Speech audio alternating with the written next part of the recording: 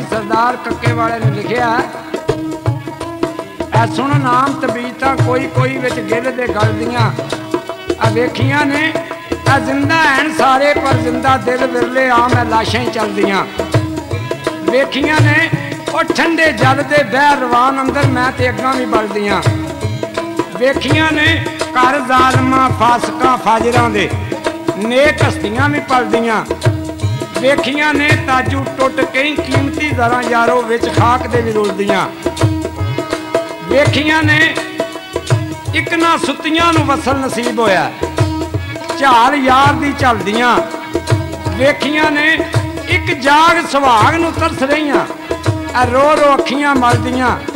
वेखियां ने डिठे बस्तियां दे विच भी वरान खाने, जंगल झंडियां भी हलदियां।